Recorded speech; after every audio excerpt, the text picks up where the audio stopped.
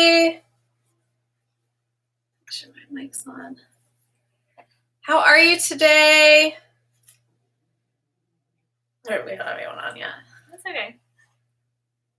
All right, there we go. They're coming. Yay! Hi, happy Valentine's Day. Hey. I'm not good at that. Hey, do you know sign language? No, just the alphabet, I think. Happy Valentine's Day, everyone. Welcome for joining us. Welcome. Thank you for joining us today. I have had a very long week, so bear with me today. I have Anne here. I am Rebecca, Beck's the Boss Lady, and we are going to be talking about 5 different strategies to overcome anxiety and fear and all of those kind of inner demons that come out when you are working from home as an entrepreneur, which we both are, so we can speak from experience. Yep. But I am going to let Anne introduce herself. She was a guest on this channel last week. We got really great positive feedback, and she is here again today. So take it away. Yeah, hi. My name is Anne Beverly. I own Bluebird Counseling Center in McLean, Virginia, and I treat women who are trying to overcome stress, anxiety. I've lost myself to mommy land. I need help recultivating my voice because I've either lost it or I've never had a voice in my relationships. So I help women overcome all kinds of obstacles in my work. And so we're here talking about how that could relate to working from home. Yeah. Yeah. All right. So last week we had a malfunction on our end with the live chat. We had it on the wrong setting, but it is live now. We can actually see all of your hearts for Valentine's Day. Yes. So I am just going to let Anne start our list and work down it. And we'll just go through. If you have any comments or questions or maybe tips that you have or things that you do at home that help you out, just comment in the live chat and we'll get to those. And, you know, as always, don't forget to subscribe or give us a thumbs up. That helps always for more people to see this video so that it can help them as well. So thank you so much. And let's get this ball rolling. Sure. Well, the first topic I wanted to talk about was the work home brain, because in the course of a day, you'll probably have to switch from work brain to home brain, back to work brain, back to home brain.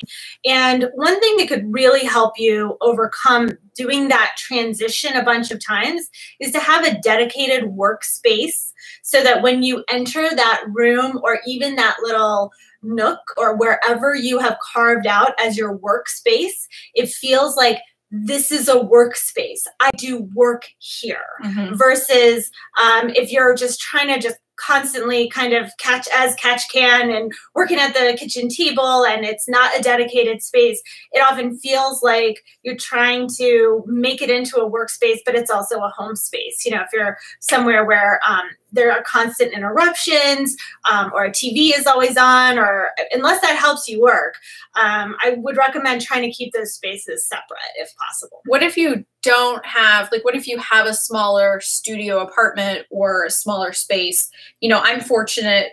I have this nice room in here that I have a dedicated, but in my old apartment, we didn't have that. And so it was kind of, I would go in the kitchen, but then I made sure at the end of the day, I put everything away. Yeah. So it was, I went in the kitchen, I took all my pictures, I did all my listing, but then, you know, at whatever time I was done, I turned it off, I put everything away, and I took it out of that room. So it wasn't stored in that room. Yeah. If you have one dedicated work bin, it will signal your work brain to click in when that bin comes out. This is my work time.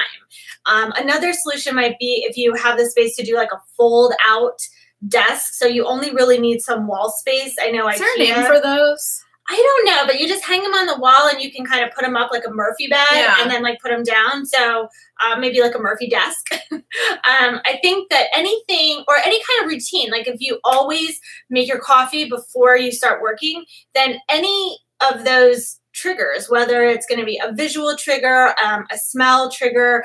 Our olfactory sense is really, really sensitive to making our brain kind of do what it wants, So if you're always brewing your coffee right before you get to work, it's going to signal your brain in multiple ways that it's time for work versus time for laundry or other things. Or even if you just have a room where you say, okay, I use this room for my photos or for my inventory, and you shut the door and you say from this time between these hours, this is what I do in this room. Yeah. Then that way, because I know there's some people do inventory too. They take it to a storage unit or, like I know you got your little office outside of now, so you can go. A tiny little office where I see clients, and it's in like a WeWork situation. Yeah. It's like part of an office share. But I know as soon as I walk in, I get my coffee. They have like a little coffee bar there, and I walk into my office, and something about closing the sliding door really makes me clue into, okay, I need to be in sort of empathic mode right now. I'm going to be hearing a lot of people's, complaints or traumas or whatever. And I have to be ready for that. I can't just go in like willy-nilly and okay, I'm here. What do you want to tell me? I can't come in with my own frustrations or baggage. I got to leave that at the door. I will say that's something too. And when I used to teach, even yoga or fitness classes, you have to, that has all of your junk has to leave. You can't bring that stuff into class. And I think that's also something that as people who run online businesses, I'm sure have dealt with this too, like reviews, online reviews, when you get people who want to do returns, maybe they're not accurate returns or people are trying to scam you. Everyone wants to internalize that and feel that people are taking advantage of them and sometimes they are, and sometimes people are scamming them, but sometimes we internalize it too much to say it's about me when really it's not. Maybe they can't, maybe they can't afford their electric bill and they're like, I need a way out of this purchase. They're just trying to make something up so they can get their money back. It's not always about us. So shutting it off and saying, okay, I'm just going to deal with returns right now. And I think last week we had a saying, this is not my story, but it was for another thing we were talking about. But that's something we could do in this situation too, whether it's responding to negative reviews or responding to returns that maybe aren't nice or people that are rude and saying, this is not my story and I'm just going to take myself out of it and deal with it almost as if I were a computer and just I get people kind of desperate to come in for therapy and they'll be like, do you have any openings today? And I will move heaven and earth to get them in, today. Okay, 4 p.m. And then they won't show up. Yeah. Well, son of a gun, what do I do at 4 p.m. now? Because I thought I was making space for this person who was so desperate. Right. And then whatever they were feeling in that moment had passed and they don't show up. And so, we just kind of have to live with the fact that happens. It's just part of, and you know what? I try to tell myself, it's a compliment that they sought me out in the first place. Even if they don't sign up for one session, even if I never even meet them, the fact that they reached out to me in that moment and made that appointment for themselves, maybe that will make it easier next time when they have another crisis come up. Right. They know I'm here. Or the other thing too is I know, and you get pulled in a lot of directions when you work from home from other people who either maybe are stay-at-home people, maybe they don't work or they have similar schedules, but they want to meet for coffee and they want us, can you meet me here? Do you want to go do this? Do you want to, interrupt you in the middle of the day? And that's another thing for that work-home brain is you can't meet everyone every day for coffee or a drink or lunch. You're working. Right. This is the middle of the workday. A lot of people take advantage of that. Like, hey, can you go run an errand for me? Or can you meet me here? Or can you pick up family members, can you go pick definitely. up so-and-so? Well, you don't have a 9 to 5, so clearly you're very flexible, right? Clearly you have all the time in the world to help me and not run your business, right? Because you can do that anytime. And I think that creates the anxiety because you do want to help. Of course. So you are this homework balance then is accelerated because now you're not only having your own anxiety about your own issues of balancing it, but now other people are bringing pressure into this. Hey, can you do this for me or that for me or whatever? And then now there's a threesome of anxiety going on in your brain of, that wasn't good. But you can't, still intact.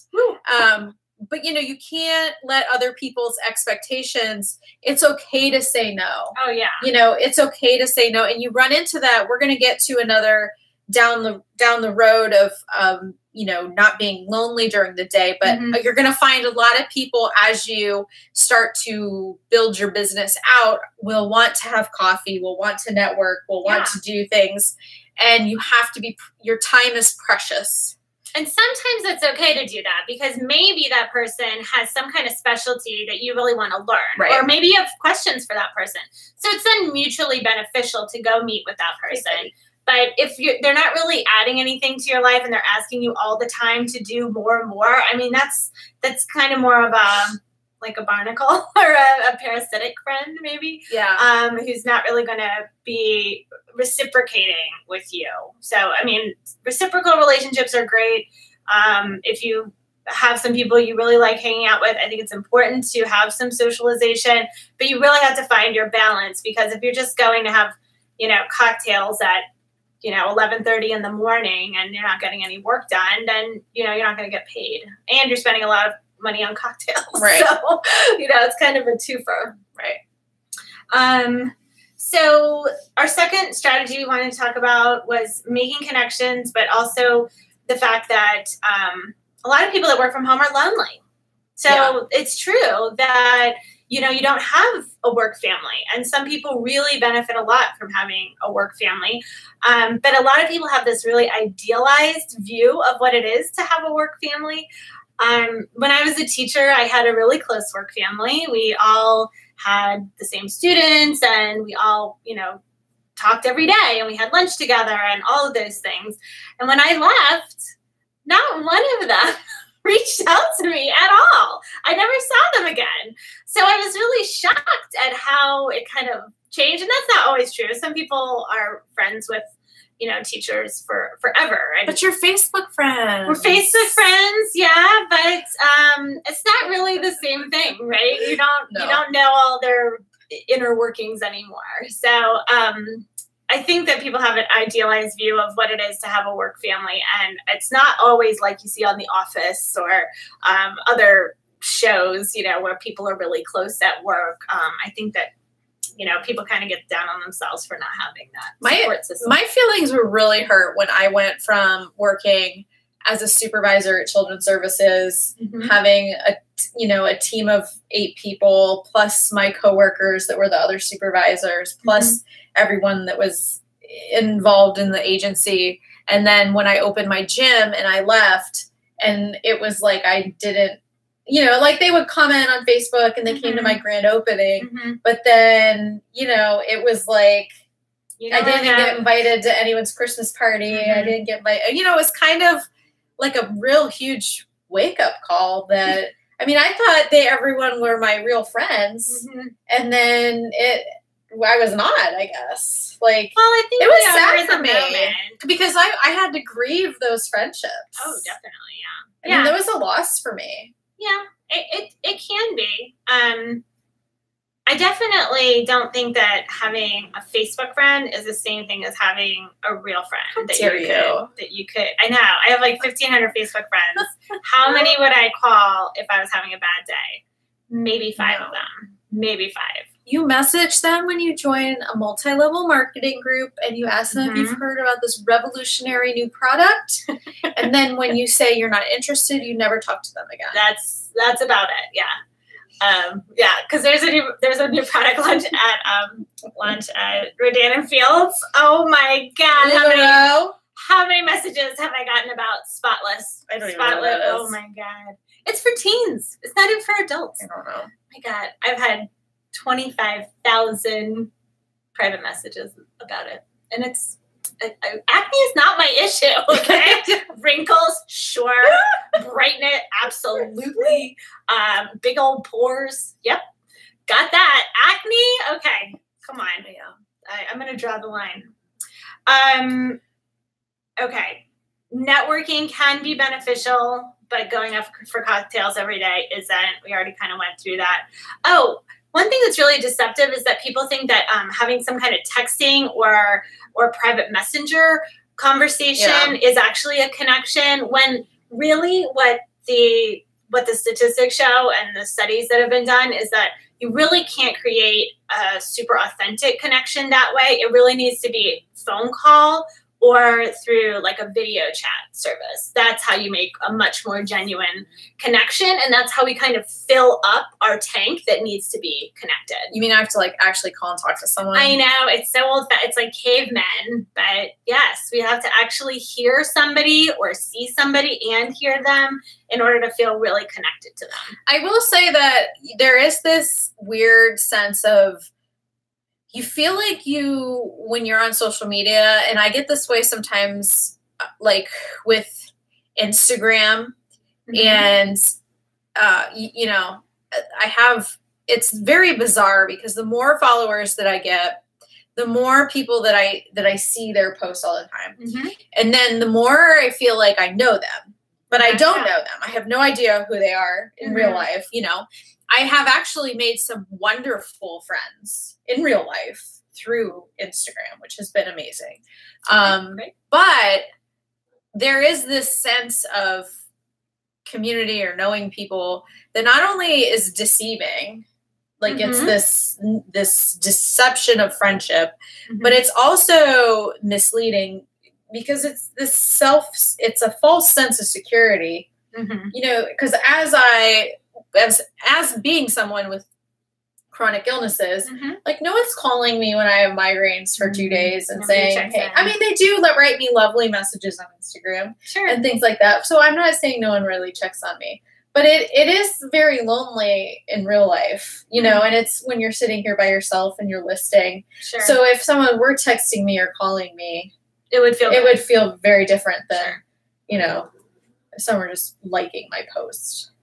I would submit that feels very different if you actually know the person in real life versus just an Instagram friend who's going to like check in with you.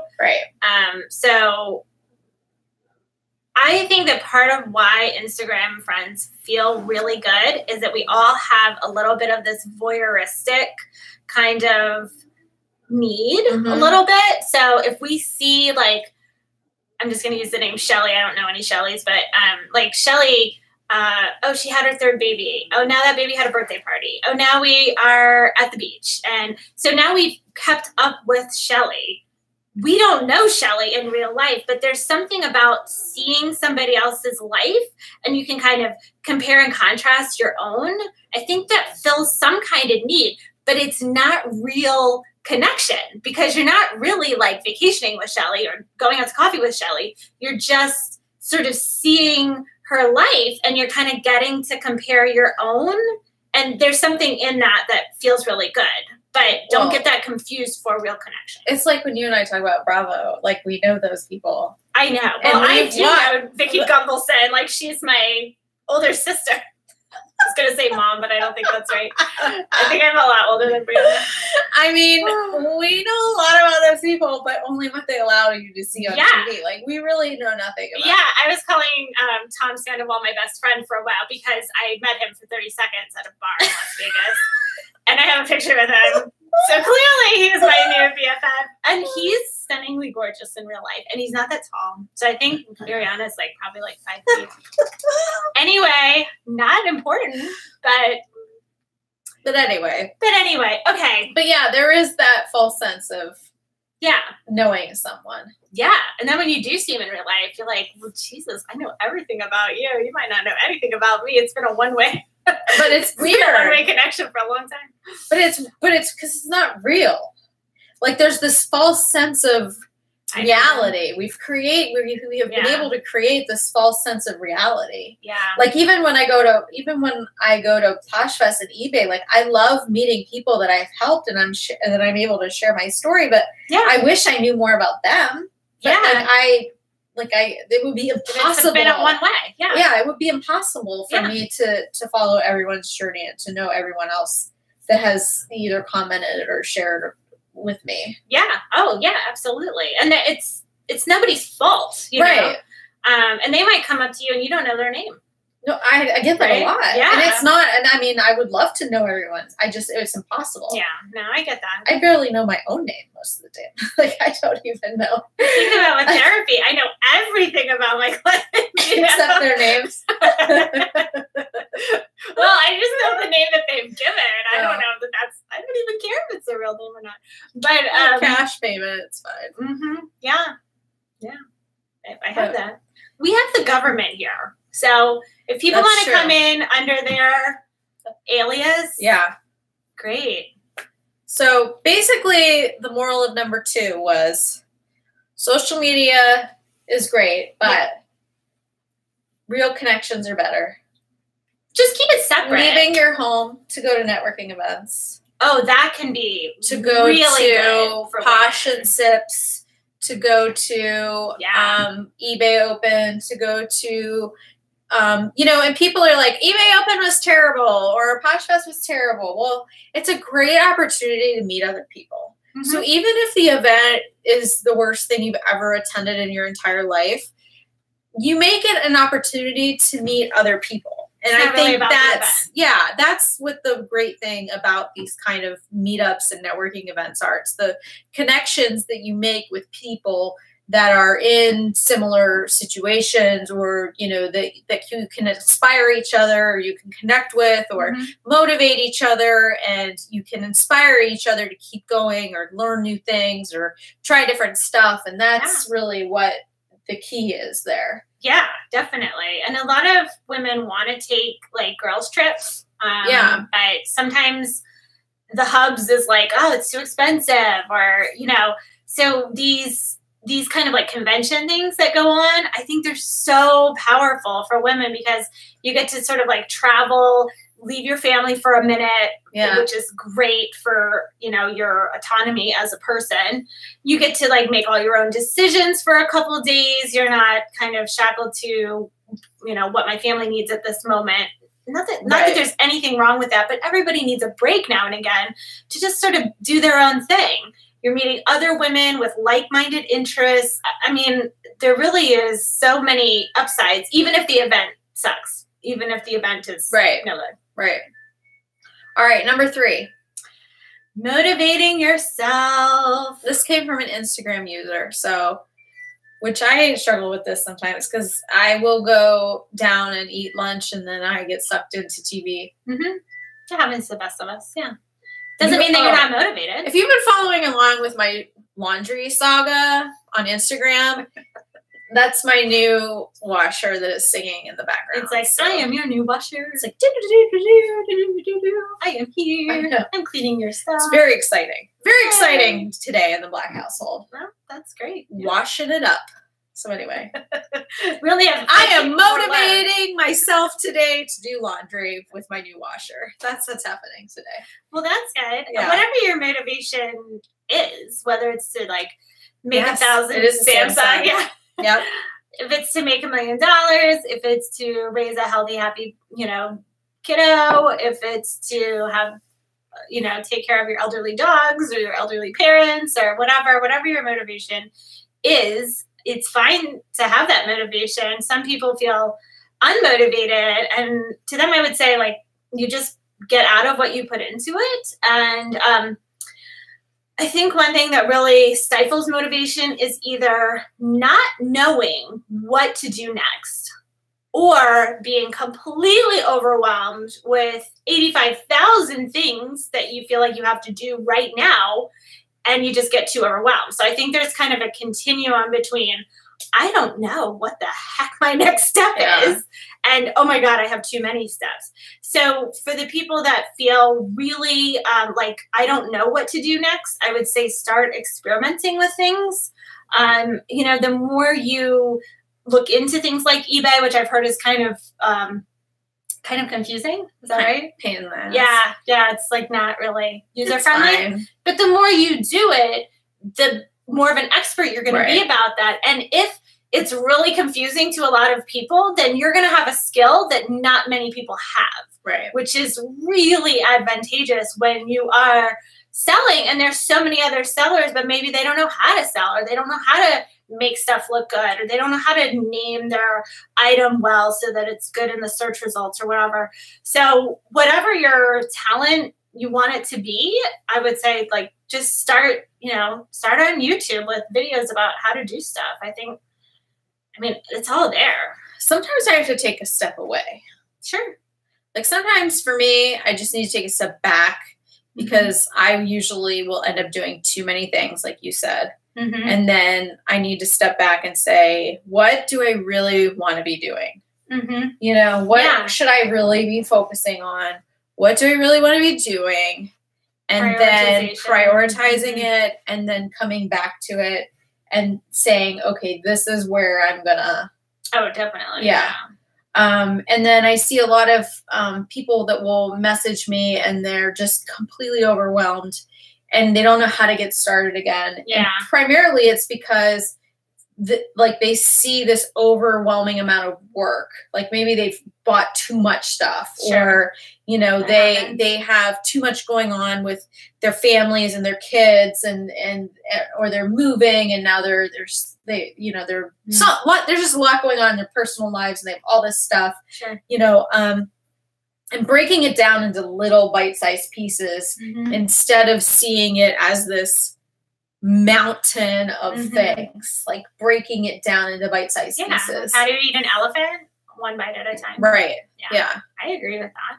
Yeah, I think chunking is really, really helpful. I think that in your business in particular, there aren't a lot of rules. There isn't like a set path. So recognizing that your path might look a little different than somebody else's, and that might be a really good thing, that you are kind of blazing your own trail.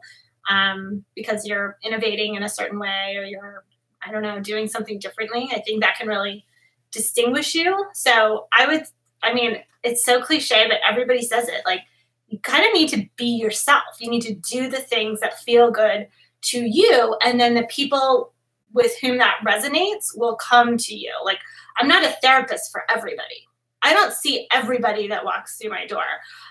If you're actively suicidal, if you are dealing with, like, I'll see LGBT clients, but if somebody's transitioning from one sex to the other, I generally will refer out. I have parameters around my specialties because it doesn't serve me and it really doesn't serve the client. Right. So you got to kind of carve out whatever your niche is, whether you like really specialize in selling dresses on eBay or you really accelerate at shoes on Poshmark or whatever it is. I think that kind of breaking it down into the thing that you are most passionate about really will pay, because there's this saying, riches are in the niches. It is. You heard that? Well, and part of it, not only is that just because, you know, people there, it's less competition and that's what people are looking for. But I think that people get more excited about things that they have a niche for.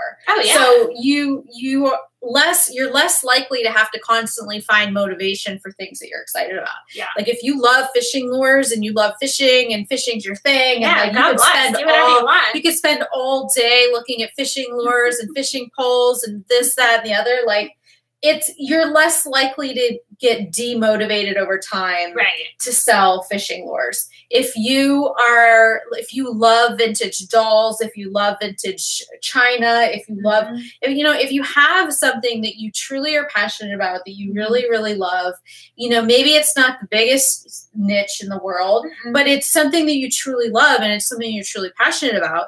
That is where your motivation is going to continue to keep the fire going. Definitely. Versus I see a lot of people are like, oh, I want to start reselling. Mm-hmm. Okay, well, what do you want to start? I just went to the thrift store and I spent $100 I bought all this stuff. And you're like, well, what did you buy? And they're like, well, I don't know. I just bought all of this stuff. Right. And then, but they didn't do any research on brands or what would sell or anything. And then when it just sits in their closet or the motivation to continue to do it drops significantly because it's not fun anymore. It's like, first of all, they weren't into it to begin with. Right. They just watched maybe a bunch of YouTubers like me, but they really, they're not into it. So they're like, why, Bex the Boss Lady said buy this, and Deal Queen said buy this, and Empty Hanger said buy this, and this lady said buy this. So I went to the thrift store and I looked for all this, and I bought it all, and then I just posted it. And nobody's buying it. To everybody else except yourself. And nobody's buying it. Right. And I don't even like this stuff. Like, I hate shoes. I wear the same pair of Crocs every day. And I wear Crocs every day. And what am I supposed to do with these heels? Like, that is not motivating. You're never going to forcing yourself to get motivated to do something. Yeah. Is not fun. No. And so that is less likely to keep you motivated in a side hustle or a side business or a full-time entrepreneur business. So you got to find something that you're truly passionate about, that you enjoy, that even if you step away for a minute, you're going to find that you're revigorated or you're re-excited about it. Yeah. Not that you're like, ugh. Yeah. Another day of vintage dolls when I think they're really creepy. Right. Yeah, that's just going to feel like you in their sleep. Right. Yeah. Like every time I go to the thrift store, every time I'm on Instagram, people are like, I just sold this mug for $100. And then they were like, I sold hard goods and I took this Keurig apart and I sold the tray for $20 and I sold the water container for $30 and I sold this for that and the plug for this. And then I go into the thrift store and I wander around. I'm like, I could take that Keurig apart, and I wander around. And then I'm like, what am I doing? You could do anything. Like, you could fly to the moon, but you don't want to. Right? That Keurig is going to come home with me and sit in my garage for a month or 6. I wouldn't know how to take it until it collects enough dust, and then Aaron redonates it back to the thrift store, or it just goes in the garbage. That has happened, I mean, the reality is that's what's going to happen to that. Yeah, but if you have a killer pair of shoes that you're really excited about, you're gonna they're either gonna go in my closet and sit there for 6 months, or they're gonna be sold and make money on them. Yeah. Yeah. I also think it's important to whittle down what you're most passionate about so that it informs your marketing as well. If you're marketing yourself in some way, you can't just be like jack of all trades. Like, nobody wants that. So, I have a friend who is also a therapist, and he puts on his website, "We help angry kids." Oh. And I'm like, well, I know exactly what he does now. If he just said I'm a therapist, it would be totally different. But he knows exactly who his clientele is, and he's catering to them so that all those parents of angry kids, now instead of getting some general counselor, I'm going to go to Joe because I know that he specializes in helping angry kids. Like, of course I'm going to go to him. I'm never going to go to somebody else who doesn't specialize because I found a perfect match. That is so important in all kinds of industries. You don't go to Jiffy Lube to buy a dress. We go there for one thing, right? That would be awkward. Yeah. Excuse me, sir. Do you have an 8? An 8 and 1. Or whatever. You don't go to Nordstrom's to buy well, actually they do have a coffee bar. Anyway. You get what's pretty tasty. You understand. Yeah. Okay. You think we covered motivating yourself? I think we did. Any questions about anything? Please help. I don't think so. Okay. We're not sisters. No. Do we look that much? I don't feel like we look that much alike, but that's okay. I was noticing how pasty I am. Look at him. Maybe somebody needs a spray Somebody tan. needs attention. Somebody else needs a spray tan. This one right here. Look like Casper. Practically see-through. Oh, my gosh. All right, we're on to number 4. If nobody has any questions. All right, anxiety. Oh, yeah. Or fear about working alone. Oh, my gosh. All right. This was what I got on Instagram a lot. So let's talk about the alternative. You have a 9 to 5. You have no flexibility in your day. You have to wear a certain uncomfortable outfit, most likely. You can't wear this. No. Can you wear this? I don't know. Is there an office where you could wear that? Maybe. I don't know, but I love this. I love that too. Maybe you gotta watch me. I might steal it right off your body. By the way, this is thrifted. Really? Yeah. I love it. Thanks.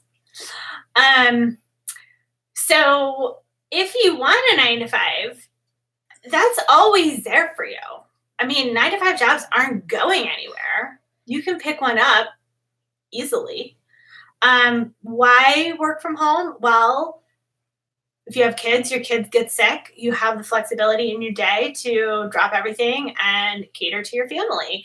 You have time in your day to work out if that's what you want to do. You have time in your day to make the day yours instead of serving some other master. So while, you have fear both ways, maybe 9-to-5 versus working at home, for me, and you have to do what's best for you, I wanted something where I called the shots. That was very important to me. So that won out the fear of leaving teaching. I don't think I would ever go back because now I know what it feels like to be in charge of my whole day. And I personally really, really dig that. I think for me, the anxiety is the unknown of you don't know how much your next paycheck is going to be, or you don't know, you don't know if you're really going to get that next score at the thrift store, or you don't know. Yeah. Like Sophie's mom says, sometimes you have 0 sales. So sometimes, the unknowns are scary. Yeah. I'm sure you might have days where some weeks are really great, and then spring break happens, and then all of those people go to Florida. Yeah, I had a huge nosedive in clients in January for sure. We had Martin Luther King. We had terrible weather here for many, many days in January. Polar vortex was in effect. Nobody wanted to come. So 2 things about that. If you are able to create a bit of a safety net, a financial safety net, what's another word for that? Like a rainy day fund or emergency fund, then that can really lessen the anxiety of those slow months. And I just used it to my advantage. I said, things are slowing down in my practice. I'm going to spend more time marketing. So I did a huge guerrilla marketing campaign where I went to local colleges and passed out flyers, and I'm speaking to the Psych Club at George Mason University next week. And I made this huge push knowing that whoever is meant to be my client, they're going to find my materials compelling and make the call to come see me. So it really benefited me in the end to have that slow time, but I didn't just use it to watch TV. Or, if you really need to take a rest, of course, there's that option. But I thought, well, if I'm having an issue, what can I do to remedy that? And my solution was marketing. And then I was doing something. I was making a flyer. I was making a new brochure. I was updating my website. I was writing on my blog. I was doing all of these things that I had been putting off because I was seeing so many clients for so long. I really kind of cherished that time. And I know it's a lull. I know for all therapists, it was really slow last month. So I don't get too bogged down in I'm not good enough. It's me. I didn't take it personally. And that is really hard to do because you think, you basically are telling yourself constantly, I'm not good enough. Yeah. No, I know. But it's not you. Just the way things go sometimes. It's part of it. It's part of the roller coaster of working from home or being your own entrepreneur, being your own Bexa boss lady. Right? It's kind of, I know, it's awesome. It's kind of lame sometimes. I never want anyone to think that every single day I get up and I'm so happy and I love it. And it's so amazing. Because I think that too many other people on Instagram and on social media present this fake glamorous. Oh, like it's the best job in the world. And this I'm making 6 figures. I'm selling. Here are all my boxes. Here's everything I'm doing. Here's all this stuff. And well, yes, that's fine and dandy. There's also a lot of downtime, and especially a lot of the people who follow me who have 3 of the last 5 days I've had migraines. So I have been very limited as far as what I've been doing. Also, if you've been following me on Instagram, you know that my pug has pooped and walked in it and spread it all over my white carpet, which took me an entire day to clean up. So that took me a whole day out of, plus I had to have carpet cleaning, plus I have not had a washing machine, plus I have had a migraine, plus I have had to give them shower. I mean, it has just been like one thing after another, after another, after another this week. And so I don't want anyone ever to follow me and think that I am this superwoman who has these diseases and senior dogs and this amazing husband and has this perfect life and makes this money. Like, I don't ever want anyone to think that. And so I just always want to make sure that anything that I present is authentic and true, and that, there are ups and there are downs, and that I have the anxieties and the stressors and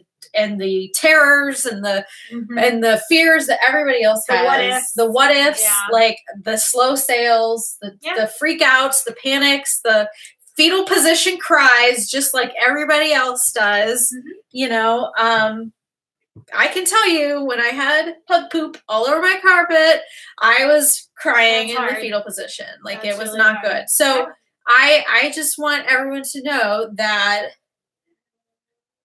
Yeah, it's part of it. It happens normal. To me too. It's so normal. Yeah.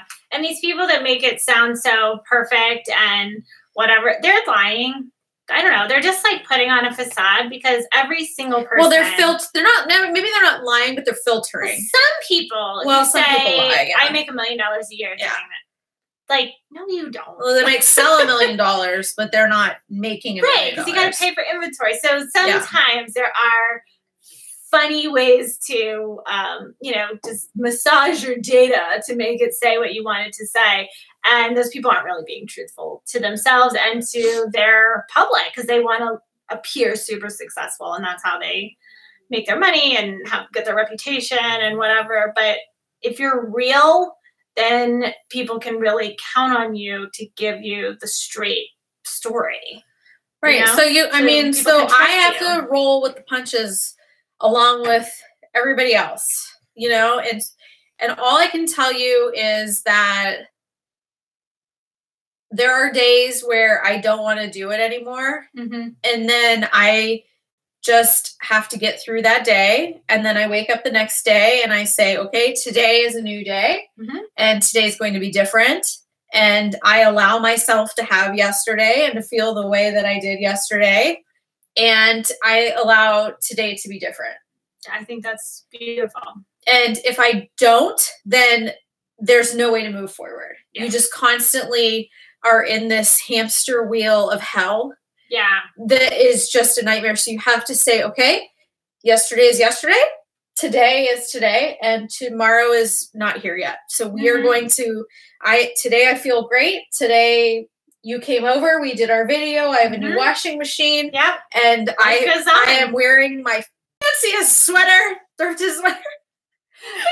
Does it make you feel better to wear that sweater? Yeah. And that's like I have my pink lipstick. Yeah. I've got my kombucha and my boss lady glass. I mean, yeah, like life is good again. Life is good today. And those are all things you did to take care of yourself that are free and within your reach and make you feel good. And I'm talking to 42 people on the internet. Yeah. And I have you over, and look at his here. How can you not love it? I mean, yeah. And as much as he pooped all over, he's got a sweet face. Louis in his people. I know. And Louis feeling better. So I just want all of you to, that's my message. Yeah. We didn't do number 5, but that could be number 5. Yeah. That's my message. That's my number 5 to you. Self-care, whatever it is that you need to do to make yourself feel better, Yeah. do it. It's Valentine's Day. Love yourself. Love yourself. Be your own Valentine. You guys, I got a beta fish just so I could have a buddy at my desk. Is that so funny? It's a nice little fish. He murdered all the other fish in the tank. Oh, well, But I think betas do that. I think that's part of Well, it. they told me I could have these little ones in there, and he did murder. But look, he's my buddy, man. Yeah. He loves great. me. Yeah. I mean, I had 2 tiny dogs at home. So my babies aren't here, but they have hung out at my house. Yeah. Vito and Sugar. Maybe. But anyway, if anybody has any questions, we are happy to answer them. It is, like I said, it's Valentine's Day. We hope that you guys do have a wonderful day. Okay. So some people are saying, like somebody had a headache and they called out of work. I saw that. And they were like, oh, I wish I worked from home because I had to call out of work, which stinks. I know as a teacher, it was harder to be absent than it was to just go sick because it is the worst. I had to make lesson plans and whatnot. And my schedule was really complicated because I was in like 6 different classrooms. Oh my gosh, that was just awful. I would have had to call. I was looking at my my migraine chart. Aaron was trying to see if we could predict. Okay. It's the dating. He wants you to. He wants to be under. He wants to itch. Aaron and I were trying to see if we could predict when I would have my migraines, and so I don't know where I was going with this story. I don't know. Winston is very much. He's very needy today. All in the mix. Oh, I would have had to call out 48 days. Oh my gosh. In the last 6 months. Okay. If I had a job. Well, that means you probably would have gotten fired. Yeah. Mm-hmm. So. Yeah. If I don't want to take clients, I just don't take clients. I'm having hip surgery March 4th, and I'm going to cancel all my appointments that week. If I needed to take a 2-week vacation, that's possible. And yes, I wouldn't get paid for that. And I get it that's, not always feasible. But when you're in control and in charge, But I think the more you can plan, for side hustles and have, a little bit of extra buffer, like we talked about, the better that you will feel if something were to happen or if something were to come up. Yeah. I do know that healthcare obviously is extremely expensive. Our country is horrible when it comes to healthcare for self-employed people, and for individuals, who are, not married and all that kind of stuff. So I do know that is a struggle, and hopefully who knows what will happen with that in the near future. But, you just got to do the best with what you can. I mean, I'm not sure how I would get healthcare if I wasn't married to somebody who could provide that, but I feel like there are options out there. I know they're kind of expensive, but see what the options are. I mean, information is free, right? So I would look into that just to see, maybe it's less than you think. I don't know. They're probably like really high deductibles. So they might not be expensive, very like monthly, but if you have something happen to you, it's probably like $5,000 you have to pay out of pocket. Yeah, that's usually what they are. I think that's what my mom says. But if you can save $5,000, and hopefully you're not, a lot of people are young enough so that they don't have a lot of issues going on. But I guess it's always good to be prepared. Hello, you met me. I know that. You met me? Some of my clients, they don't have insurance. The insurance would be like, nope. I know you can't always foresee that kind of stuff. Denied, bye-bye. Yeah, I understand. It's not for everybody. But there's some 25-year-olds who are like, I never get sick, and maybe you can hack. I don't know. I wish you guys could see Winston's face right now because he loves his mommy. He's just... All right, guys. Well, if you don't have any more questions, we are so glad that you all joined us today. Yay. And if you like our sessions and you want more, just give us a thumbs up and add some more content if you want some more videos in the comments below. And oh, Claudia, it'll be up on YouTube. Claudia, you can watch us on rerun. Yep. But Anne, where can everyone find you? I'll have it in the description of the video. So on my website is bluebirdcounselingcenter.com, and you can email me. Should I put my email? I'll put it all in the description. Anne at Bluebird, Anne with an E, A-N-N-E, at bluebirdcounselingcenter.com. We're falling apart over here. I know. And yeah, that's my here. We gotta show you Louie's new accessory. Oh my gosh. Can I So pick him up? yeah. So Louie, we're gonna show you Louie's newest accessory before we go. So Louie.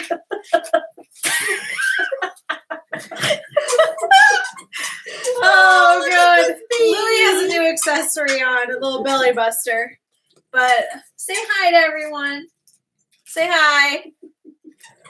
Sticking his tongue out, just breathing. Oh, I know. Oh, Louie's getting old and falling apart. Do you have I insurance, know. Louie? I know. Louie does not have insurance. No, my baby's under there. I know. He's a sweet boy. Say, I have to have a pee-pee diaper on because I go pee-pees. Oh my gosh.